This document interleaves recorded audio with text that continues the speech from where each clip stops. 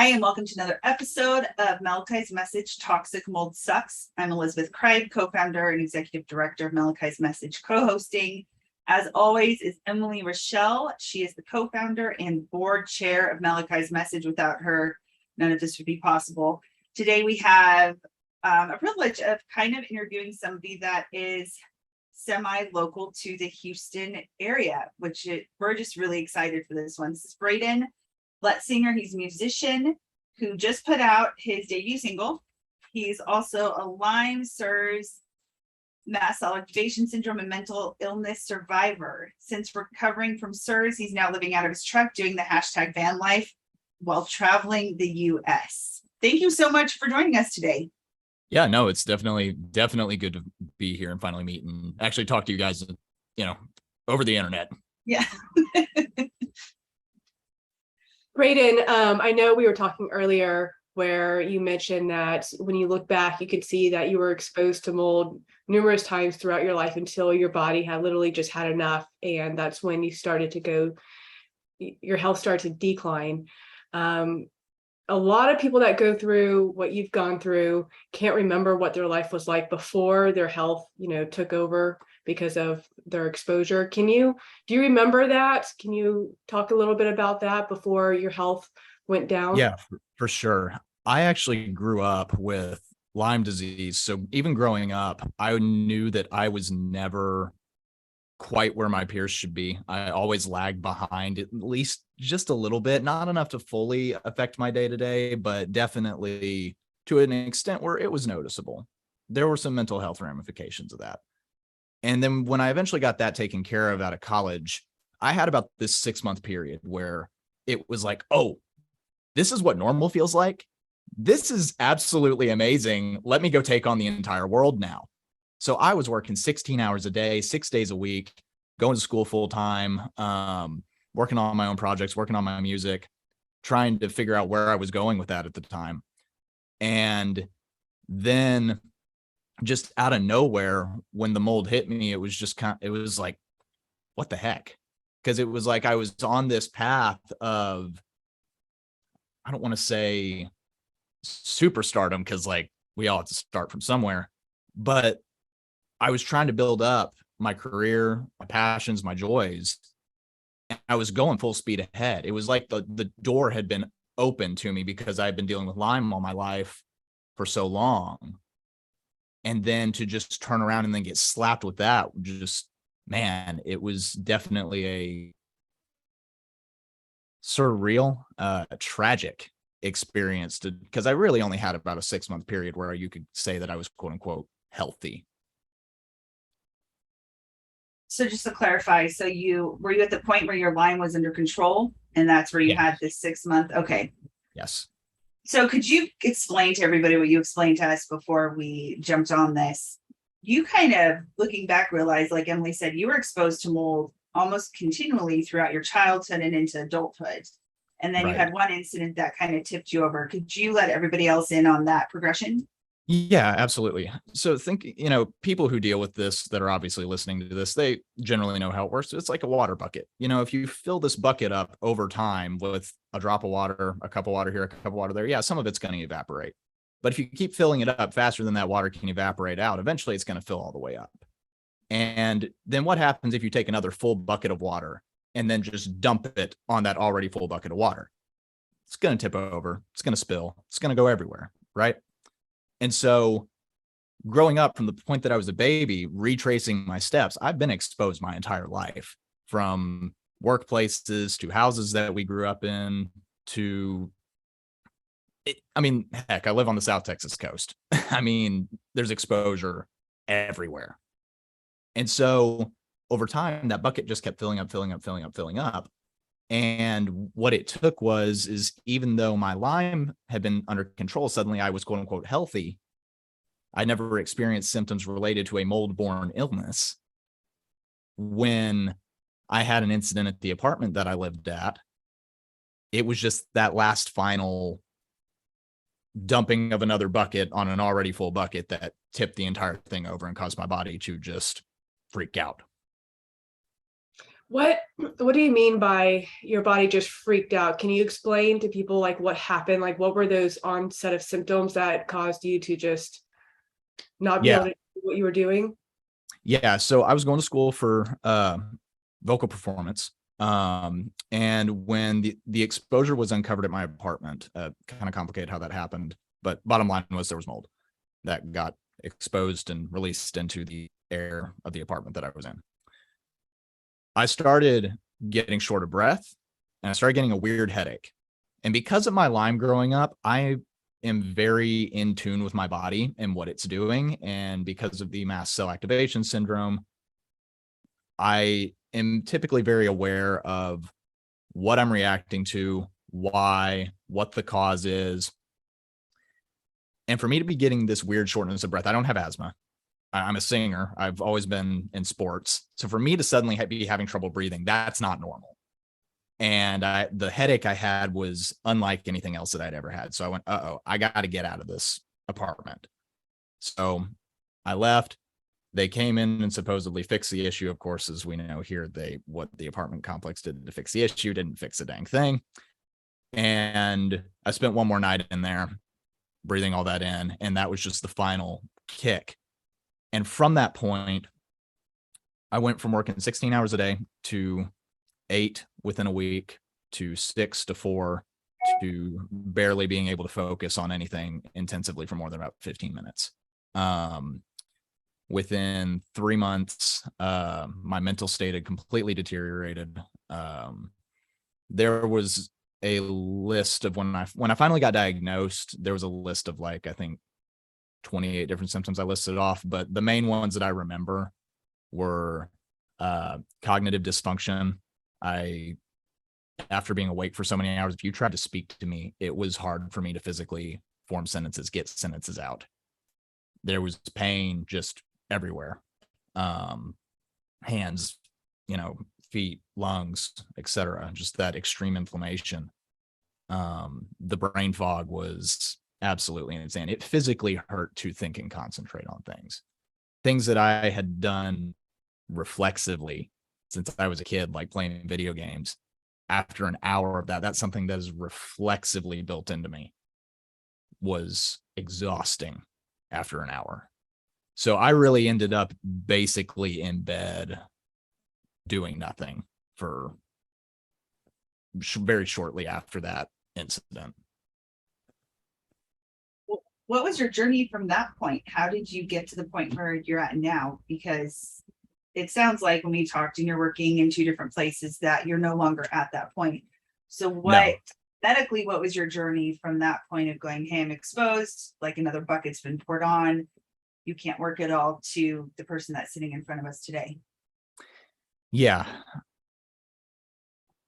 I went from being literally bedridden, having everything stripped away, taken away from me. And my initial doctor that took care of my Lyme, she's amazing. But she was even clearly in over her head when it came to all this. I was originally told that when this happened at the end of 2019 that I should be back up and functioning by April, because we did some tests and stuff, and obviously the black mold count in my system was ridiculously off the charts. All the mycotoxins, etc. Now, because of my mom's own medical history, she'd been dealing with other and similar things for years. And so she very quickly knew the right places to look, so to say, for a doctor that was a specialist in this area. And we knew it was mold related. I mean, it was obvious that it was mold related because that was the only thing that changed in my environment when I suddenly started going downhill. So I was basically bedridden from, I want to say, April of 2020. We sought out a specialist in July of 2020 and got diagnosed. He started me on a binder to get rid of, all the stuff in my system. But at that point in time, I don't remember if he gave a timetable necessarily of where I was going to end up, because I'm going to be entirely honest. I don't remember a lot of what went on in that year to year and a half because, let's be real, it was a pretty traumatic event. On top of just the symptomatic side of things, our brain does weird things whenever it comes to trauma. And if you want to talk about all the mental health lows within that on top of the illness itself, there's some pretty traumatic stuff in there that my brain decides to say, hey, let's not remember that. So there was a treatment protocol that I went on. It felt very hopeless because after about 8 months of this, nothing was changing. And not to just fast forward to the end of that, but eventually he moved me on to the next step to see if that would jumpstart my body, and it did. So about 2021, I want to say May of 2021, I started improving to the point of, okay, I can get up and go walk on the treadmill for 15 minutes. I'll be exhausted, but it's something. It's the first step. It's a baby step. Okay, let's try that again tomorrow. And over time, you count those little victories. Over time, you accumulate all these little bits that start stacking up. And that's eventually what it was, is it was exponential growth. It was exponential recovery to where in 2021 or June of 2021 to December 2021, I went from barely being able to walk on a treadmill to climbing the highest point in Texas later in December. But it took those individual baby steps, just having the joy of being able to say, okay, hey, this is more than I could do 2 weeks ago. This is more than I could do a month ago. Is it where I want to be? No. But at the end of the day, this is what I have to work with. This is what I have to count. Because for a year and a half at this point, I've been stuck in bed, disassociative, suicidal, and now I'm able to at least do something, as minuscule as it might be. I've got to count that. And eventually it stacks up. I love that you touched on mindset. Emily and I have had hours and hours of conversation around that. And she is very good at noticing the small things. And like you said, letting them add up and then looking back over time and going, no, all of those small things together equal a really big victory. Like I'm no longer just laying in bed.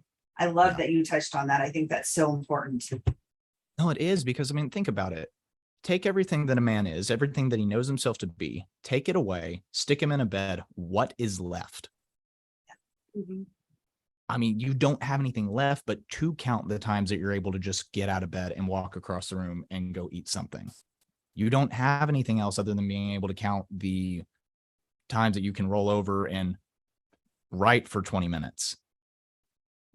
Because, if you don't count that, you literally have nothing left to live for, regardless of your religious, spiritual purpose in life. The reality is that we all have a breaking point. And that's anybody being put in that position is not going to handle it well. And that's okay. But you've got to be able to at least try to find something in a day to where it at least gets you to the next one. I want to talk more about this with you with mental health, because we've been following you on Instagram and reading a lot of your comments and even some of your lyrics. And this is something I know you're passionate about, but we need to quickly thank one of our corporate sponsors who is making everything possible that we do.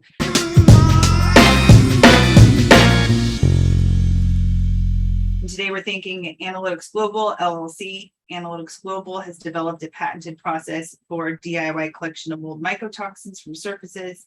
The mycotoxin wipe detects up to 11 families of mycotoxins, up to 20 compounds. The mold DNA scan, the HC45, is a similar DIY test, which is an improvement over the ERMI test. It quantifies 45 important species of mold from indoor environments. To learn more, you can go to www.blackmoldscan.com or head over to our website shop. They have actually put their products on our websites.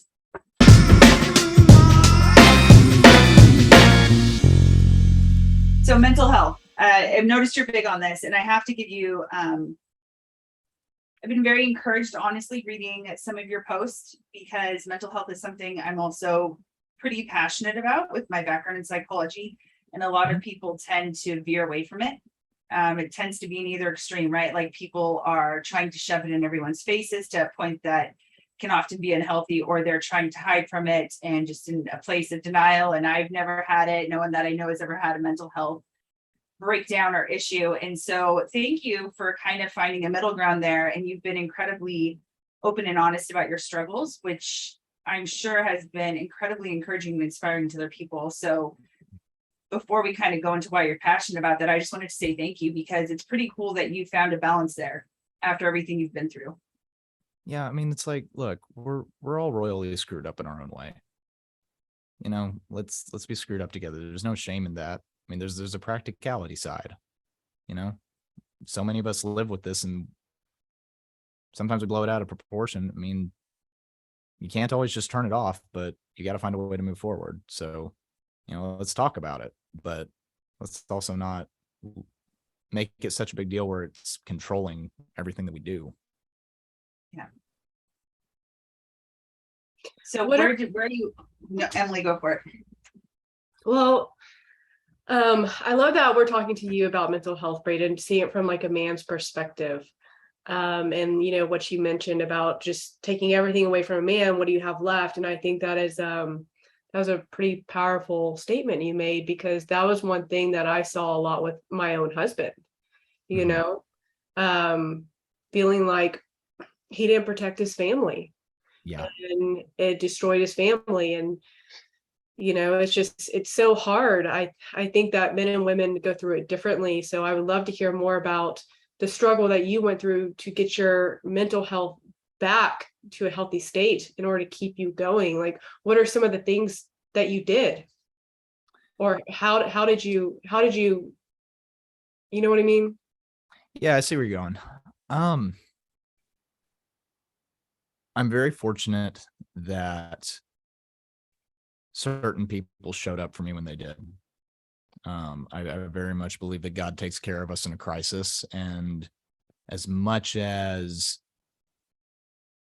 we get wrapped up in our own little worlds and with what's right in front of our own faces, God definitely sent the right people at the right time to pick me up and carry me to that next step when I needed it. I can't say that it was anything that I specifically did.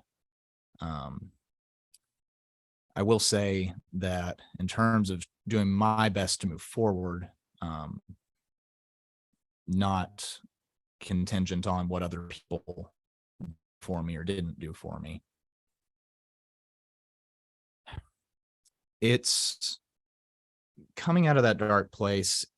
I mean, we already touched on counting little victories. For the longest time during recovery in this, that's what it had to be. I mean, it really was just breathing in a breath of fresh air and saying, okay, I'm at least not where I was. You know, I don't know. I don't have a 1, 2, 3 solution for what worked for me. It was a day by day, moment by moment thing, because if I started looking at the big picture, if I started trying to go, I had all these goals and dreams and things that I wanted to do, and I can't do that now. Well, that's crushing. So what is it that I can do in this moment? What is it that I can do within this hour? And then work your way out from there. Because the big picture is really overwhelming, especially when you're sick. Depression, anxiety, mental health stuff aside, just having a physical chronic illness, to be able to take that step back and say, okay, this is what I'm capable of right now. This is what is within my ability right now.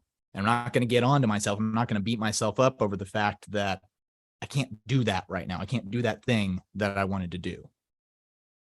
You know, for the longest time, you know, singing was my passion, my out, everything. And well, if you've got pain in your lungs, you can't sing. And so for the longest time, as I was falling apart even, I wrestled with this thing where I kept trying to sing. And what happened was I ended up associating singing with falling apart. So as I was even recovering, I knew I was at a point at one time where I could start singing again. I could start chipping away at some music things again. I didn't want to touch it because I'd mentally associated that with falling apart, which that's a whole nother issue, because I'd associated my passion, my drive, what I love to do with my trauma.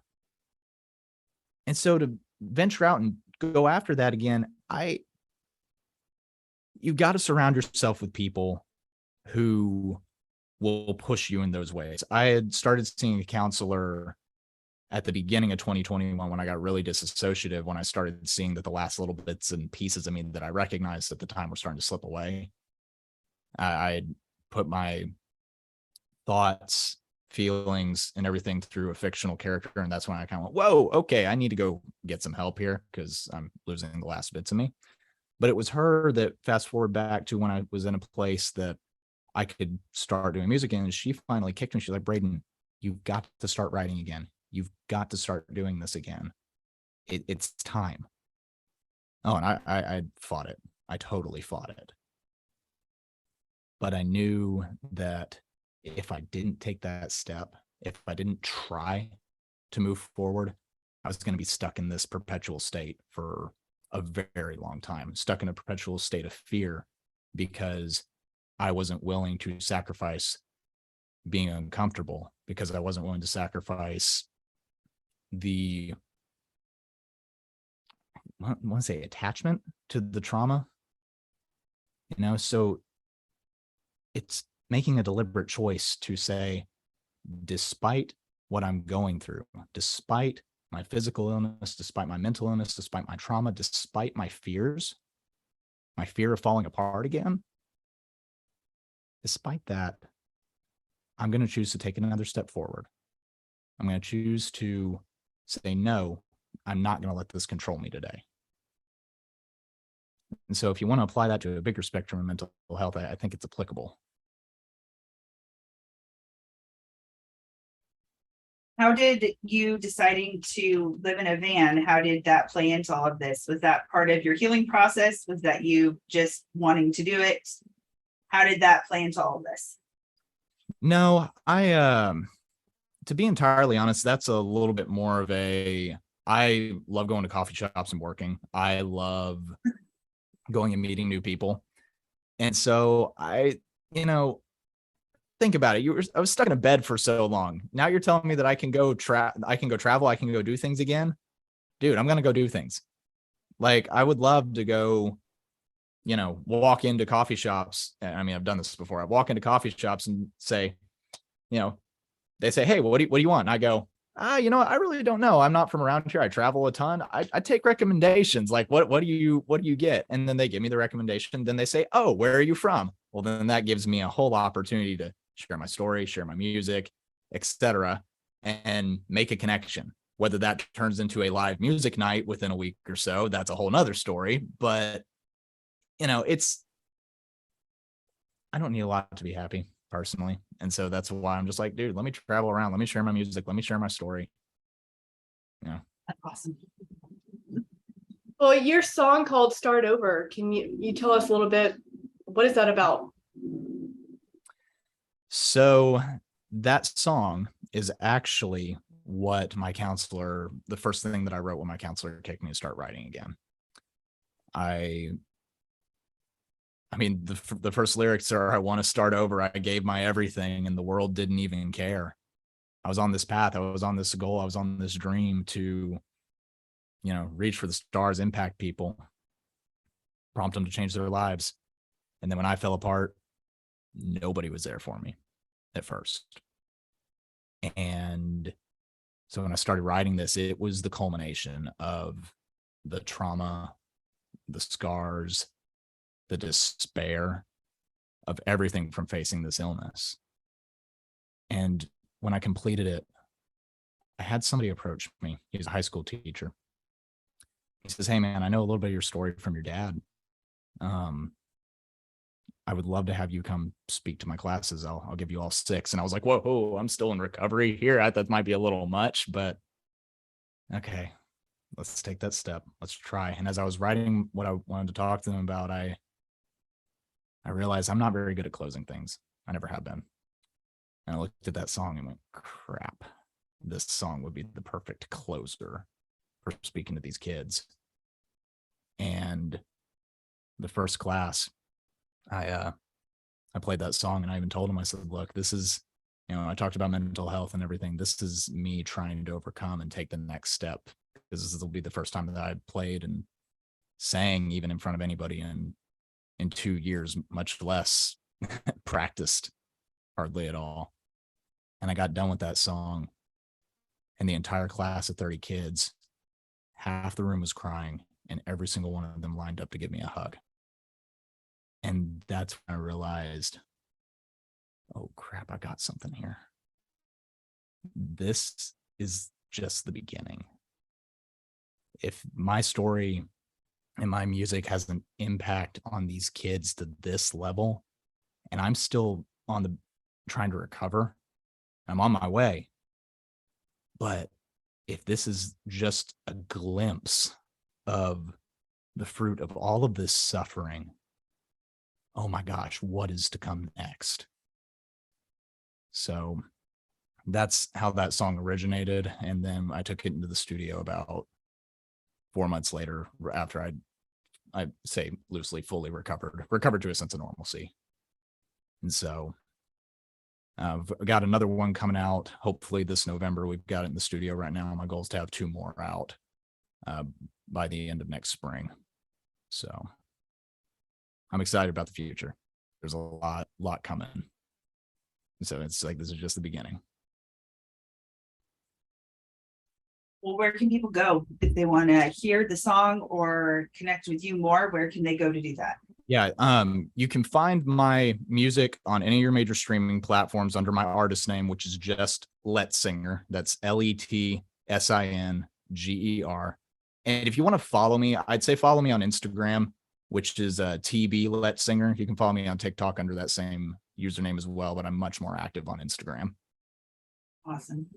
And we'll put links with this video too. For the video podcast, we'll put links to the song and to your Instagram so people can find it. Awesome. Emily, do you have any other questions? Nope. It was so good to meet you and have you on, and thank you for everything that you shared. Yeah, absolutely. No, I appreciate the invite for sure.